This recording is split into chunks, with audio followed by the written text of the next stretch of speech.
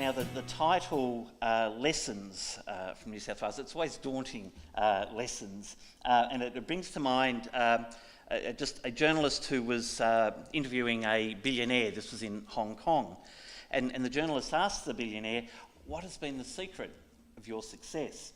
And the reply was, making good decisions. And so the journalist said, and how do you get to make good decisions? And he said, making bad decisions. And so I think that when one's talking about lessons, hopefully we don't have to learn everything through our mistakes, but there is a mix of both the good and the bad. Like Tim, I want to acknowledge some people who've contributed to this, helping me put together this presentation. Dr. Adeline Hodgkinson, who is the clinical director and chair of the New South Wales Brain Injury Program, particularly Barbara Streddles, who's the clinical network manager, and Helen Badge, who's the outcomes manager. The aim of this presentation then is to, I guess, provide some brief description of the New South Wales Brain Injury Program for those of you who are unfamiliar with it, to highlight a number of its key features, but at the same time provide commentary on some of the issues and lessons that have been learned along the way. And I might just add that a retrospective account always seems much more seamless, coherent and purposeful than the process actually is when you're in the middle of it. So you just keep that in mind. So in terms of, I'm just going to start by providing some very brief background. The Head Injury Unit at Liverpool Hospital was established in 1976. It was the first unit in the country that was a dedicated service in terms of traumatic brain injury rehabilitation, and it predated the New South Wales Brain Injury Rehabilitation Program. The Cuff report in 1989 in New South Wales laid out the framework for the New South Wales Brain Injury Rehabilitation Program.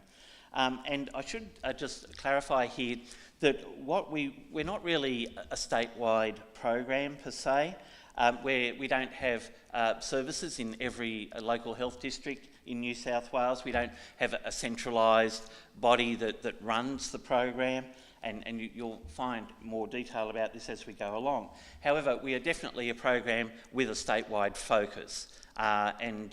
So we have a whole range of elements that ensure that coverage is provided, but we would make a distinction there.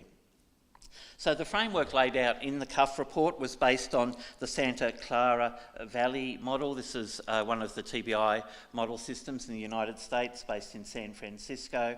And what particularly attracted the consultants to that was the fact that there was this continuum of care that went from sort of very early post-injury right through to long-term outcomes.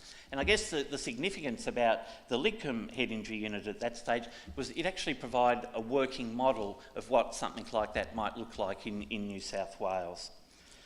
The other key element that was really laid down through the Cuff report, and that was the collaboration between the health and the insurers to create a single system of rehabilitation.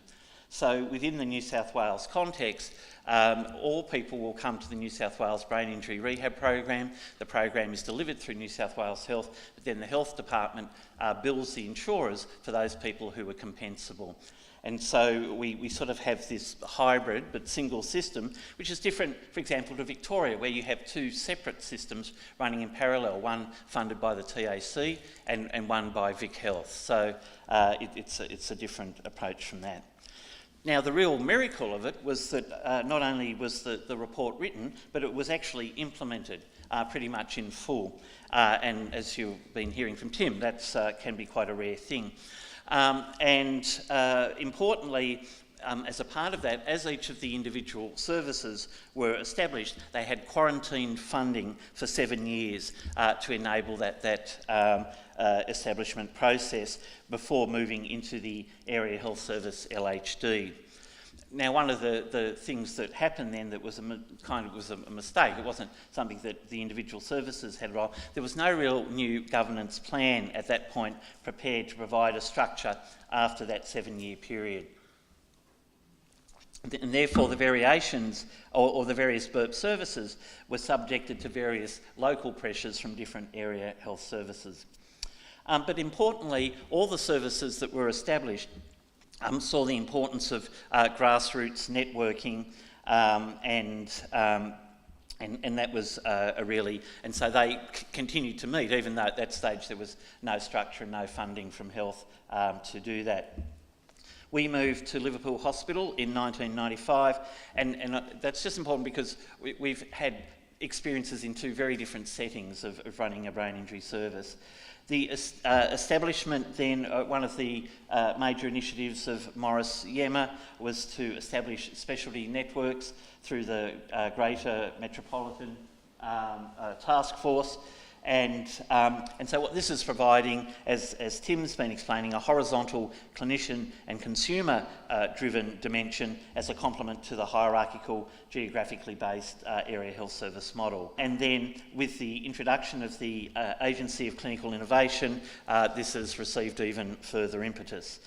I should say that the other really important thing with the introduction of the GMCT was that there was funding for a secretariat that managed that sort of formulated or sort of had coordination of the brain injury rehab program. So there's a full-time network manager, a full-time data manager, and a full-time outcomes manager.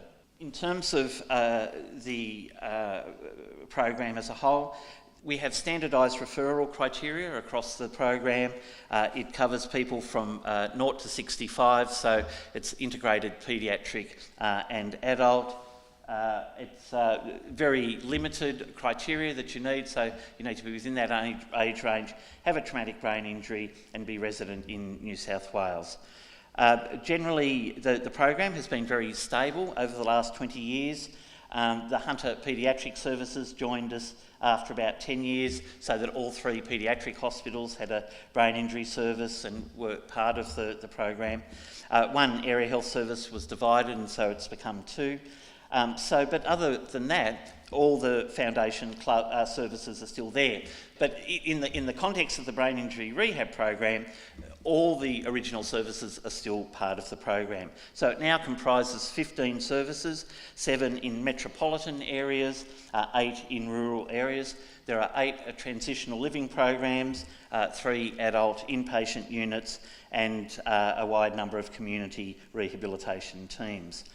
The 3 adult inpatient units have supra-regional responsibilities. So so at Royal Rehab, which covers the northern part of Sydney, they also then provide support to northern New South Wales. The Westmead Brain Injury Unit, which is in Western Sydney, also similarly provides coverage to Western New South Wales. And Liverpool, we're in Sydney Southwest, so we provide additional coverage to the Southwestern. So people may come to us for inpatient specialist inpatient rehabilitation if they're from those regions, but the important thing is that there's a community rehab team back in their local region that they can go to for ongoing treatment after they're inpatient, and who has all those local networks at a community level. We also provide coverage in terms of inpatient services to the Australian Capital Territory. The ACT Queanbeyan has about 400,000 people. It's really not large enough to actually sustain a specialist inpatient unit, and so there's a number of different options. And the brain injury, I know the brain injury plan for Queensland has also tackled this particular issue. I think the defining feature has been a culture of consensus and cooperation between the 15 units. You can never take that sort of thing for granted. So once again, it was interesting listening to Tim talk about how hard they've been working on that here. And we can't take it for granted because I know there's other states in Australia where there isn't a cooperation consensus between key agencies, and it significantly hamstrings and holds back the development of a service system.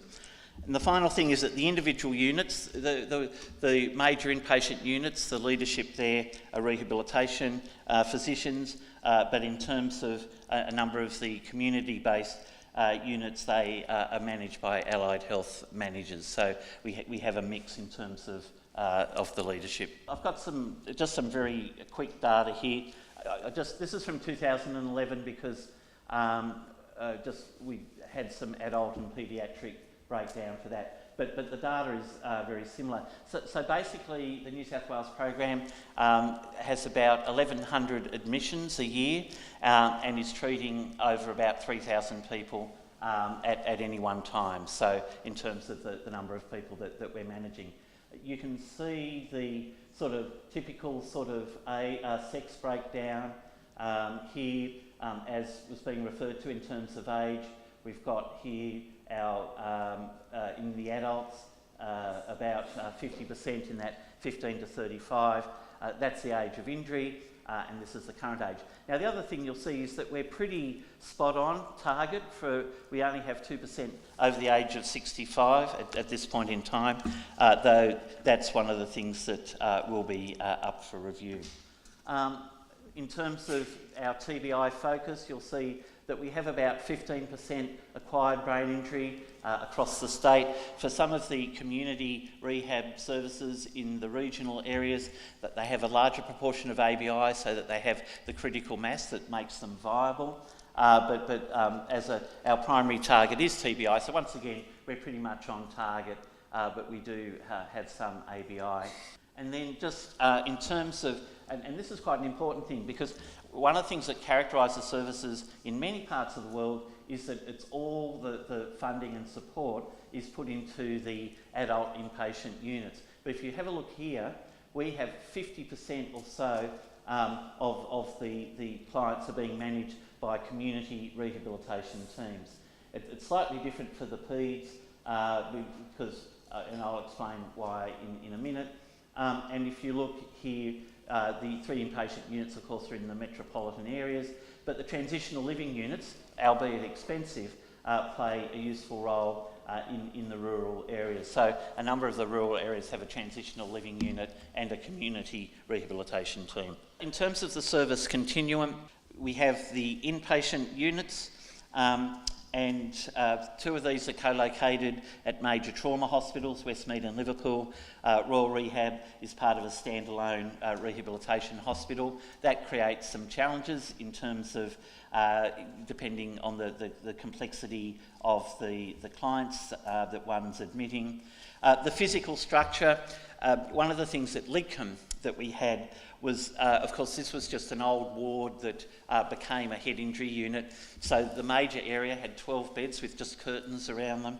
I can remember we had this one woman who was in PTA, and she was yelling out, "Sex, sex, I want sex," you know. and these guys, where's that coming from, you know? And that's just one very small example of the challenges that you have when you don't have the right physical environment. So moving to Liverpool Hospital, the ideal, of course, is to have individual bedrooms, but our footprint at Liverpool Hospital was too small to enable that, but we have a mix of both 1-bedroom and 2-bedroom wards.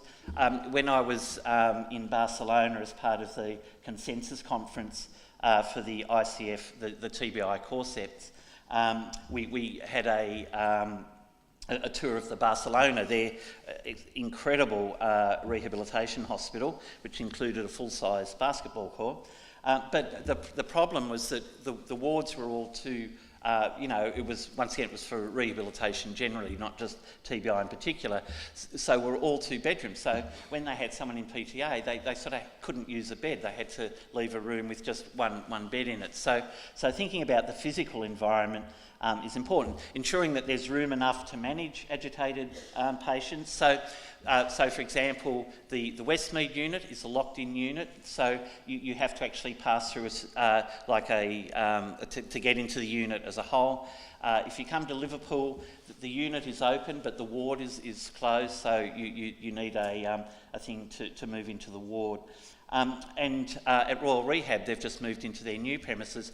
They have a movable sort of, I haven't actually seen them, they've been described to me, but like partitions or something, so they can sort of corral off part of the ward if they have someone in post-traumatic amnesia who's agitated, because you can't confine people, you've got to give people a bit of room, but at the same time you need to really be able to structure their environment.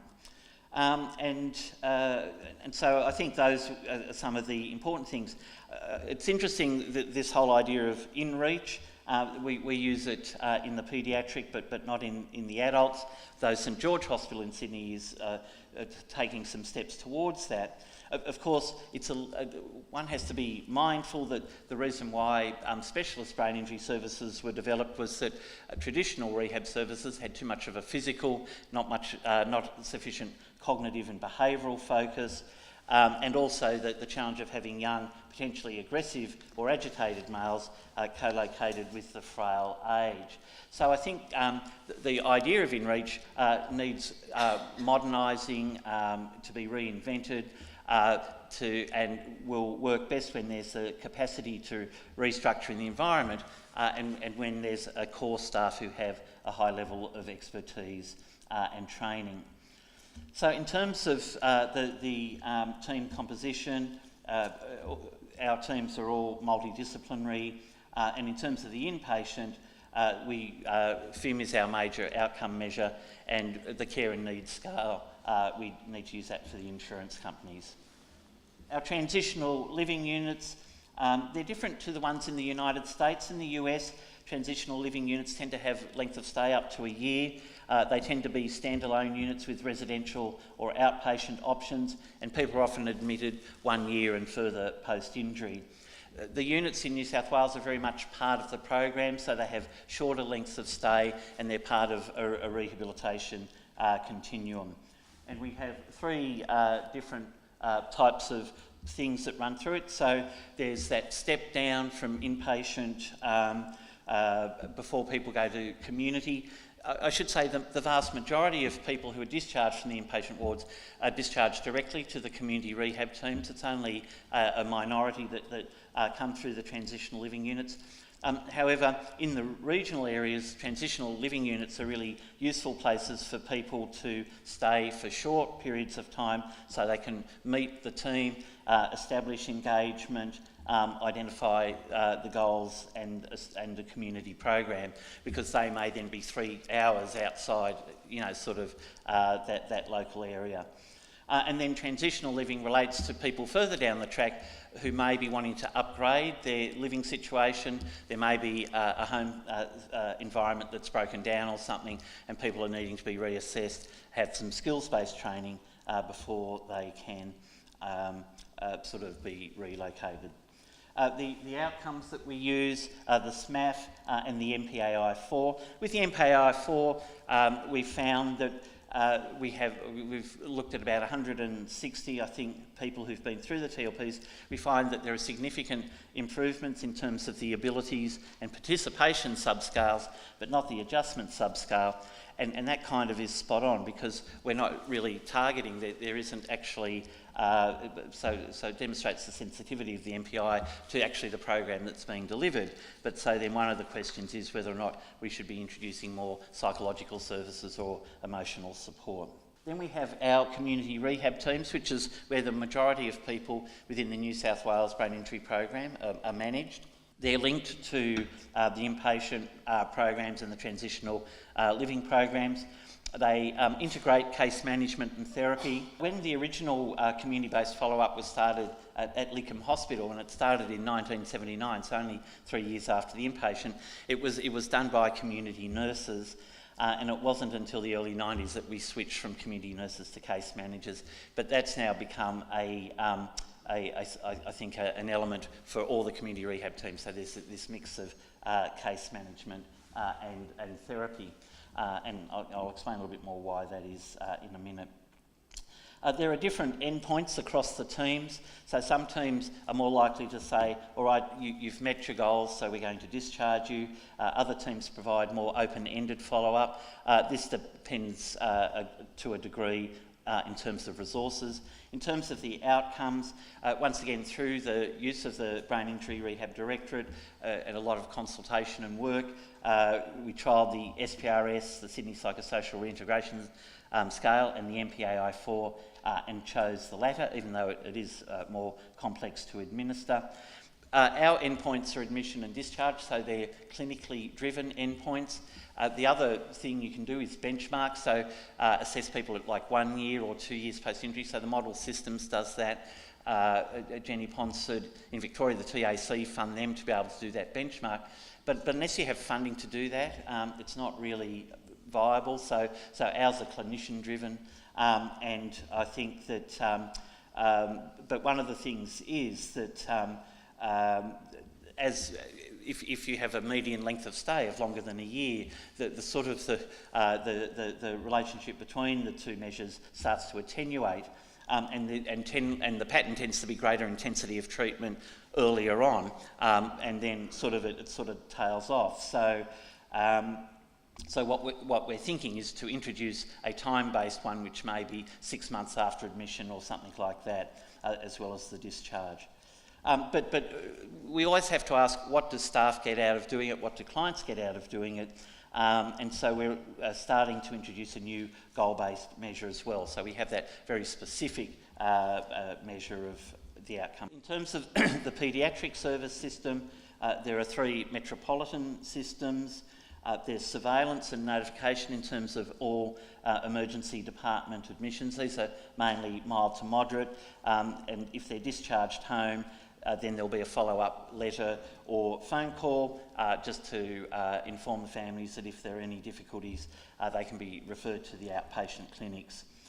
There's then in-reach to the acute beds in the hospital. There's no particular ward.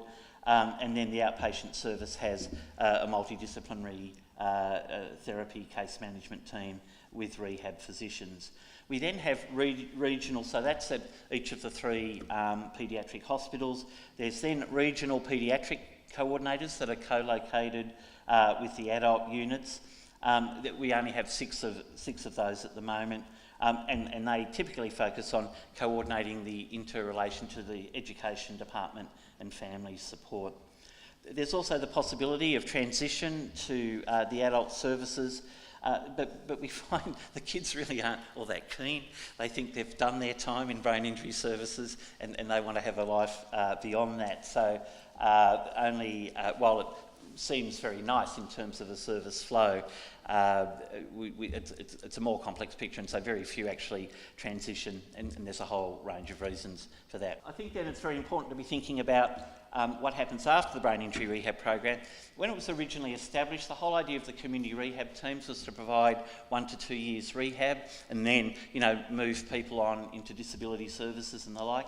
However, there were no real services beyond that, and so the community team started to have this attenuated, more complex rehab psychosocial support role. That was partly then where the case managers sort of came in, and it's only been much more recently that we're now starting with NDIS and the Lifetime Care and Support Scheme, which in New South Wales is not fault-based, so everyone with a severe injury is able to access that. We've actually got some real pathways.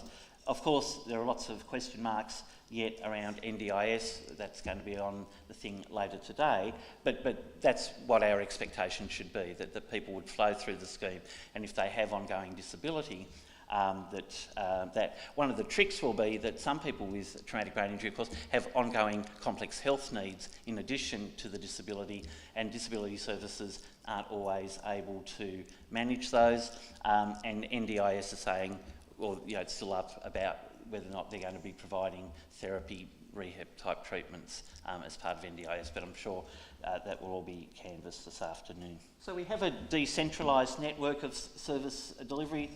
One of the wonderful things when you have a major, large, freestanding rehabilitation hospital is the face validity they have is fabulous. You can do robotics research, high-end computing, a whole range of really fancy things.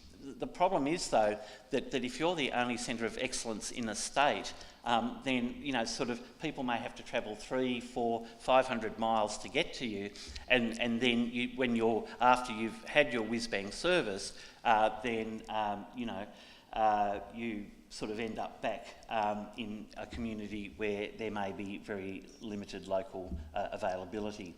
So I think that it's a thing, but I do have to. I do notice on the brain injury plan that Princess Alexandra is going to be the one hub. So as a service that was the one thing, and then moved into an environment where we were one of three. Let me warn you against complacency, feeling a bit chuffed about how good one is, because we thought we had it down pretty well when we were just by ourselves, and then these other services came along and they had different ideas, and some of their ideas were better than what we were doing, and and it was a real shake-up, and I think. It may be that we'll be able to collaborate with Princess Alexandra and, and that can be around things like benchmarking and things like that. But we've done some studies and we around this area of who are the people that we're working with in regional and remote areas. We found there were higher levels of substance use and mental health even before the injury in those areas. There were, but the advantage with the decentralised network, and we've had a couple of studies now that show that we've been achieving fairly similar outcomes across metro and regional areas. But there is differences in the patterns of service delivery. So our case managers in the community services tend to be providing a much broader range of services, so it's more that generic health worker sort of role, whereas in the metro, you're much more likely to get those services from a specialist. We also, with the report that we did on the model of care for regional and remote, flagged the need for services to be more Indigenous friendly than they currently are. Our target population, we don't really provide services to people with mild to moderate injuries, in fact, one of the things that's interesting is the number of rehab services, both some in Australia and others in America, who have 20 to 30% of their inpatient admissions are people with mild or moderate TBI. I think part of the challenge is working out what are other alternative frameworks or models that might take place.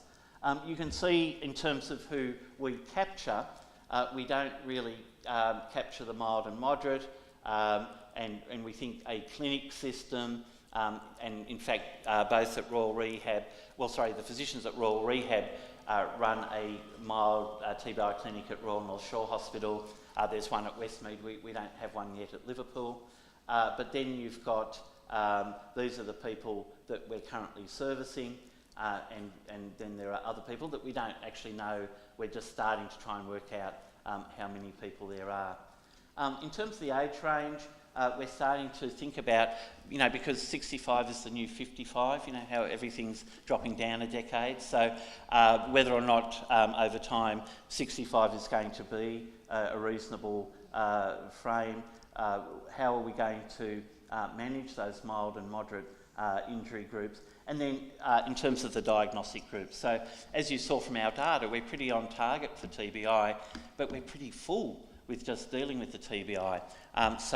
What happens to people with those broader groups? Now, this is why you have designers and not clinicians, okay, doing diagrams. We would never have come up with this. But just one of the things that's been unique about the brain injury rehab program, we've been very much a grassroots up. So if you compare that to ADDIC, when they recently, which is the New South Wales Disability Services Department, about 5 years ago, when they were introducing a new model of case management, it was a defined model that was developed centrally and then, sort of devolved to all the regions as the model for practice. This has happened exactly the opposite way. Each of the services were doing their own thing that they were calling case management, and then we got together to try and sort of describe what it was that we were doing. And there were a couple of reasons why we needed to do it. It was quite a broad focus if you compare it to the standards for Case Management Society of Australia. And because we were having trouble with Lifetime Care and Support Authority, there were things that we were doing, because we're funded through health, but that LTCSA weren't willing to actually fund for clients that were a part of their scheme. And so that's sort of important work. And I think the report that includes this diagram will be out very soon. I'll just finish by talking very quickly about the clinical network. So the Agency for Clinical Innovation, as I was saying, was established in 2010. It has 5 portfolio areas. We're part of primary care and chronic services, so there's brain injury, spinal injuries is in there as well. There is also a general rehabilitation network, so brain injury and spinal cord injury actually separate from the general rehabilitation clinical network. We have an executive that runs the Brain Injury Directorate. Now the executive then is part of a broader group that has all the managers, so the 15 managers of all the services are on the larger committee, and that sort of provide direction to the directorate, and then also consumers and other stakeholders. As I said, it's got a funding of about 3 full-time equivalent staff, and they work on a range of different projects that are generated out of this process, but they also then have this linkage to the Brain Injury Rehab Research Group, which I lead. In terms of data collection, so we have this database manager. Now, this has been one of the most difficult and challenging things, I think, for the program. And in terms of the data manager, you need a really wide, you need some programming ability at the top end in terms of the data management, but then you need someone who's going to chase up the fact that so-and-so from service X hasn't filled in, sort of points Y and Z, and somebody else has put in something and the data is in fact wrong. So you've got a really wide spectrum of different sort of needs, and it's very hard to find one person that can sort of manage all of those challenges. We have responsibilities to New South Wales Health to fill out a minimum data set, but that's very minor. So we've then generated a CDS, clinical data set, and then we've tried to make sure that that then aligns with the US core sets, so that once again, not everybody is doing their own thing, but there's some sort of cooperation, so that we're using variables that are in common, because that then just makes benchmarking so much more easy. We're just recently doing a project with the TBI model systems, benchmarking the New South Wales inpatient against the model systems, and it took us 1.5 years just to get the data fields in alignment across the two. So it's a very important thing. It needs to be lean. If you think about the model systems in the US, they have funding to collect data, it's so the clinicians aren't having to do it, but our clinicians are the ones who are going to have to do it. So we really have to be very lean, and that's why we have one key outcome for each of our, just to get compliance with that is quite a challenge and involves a lot of support.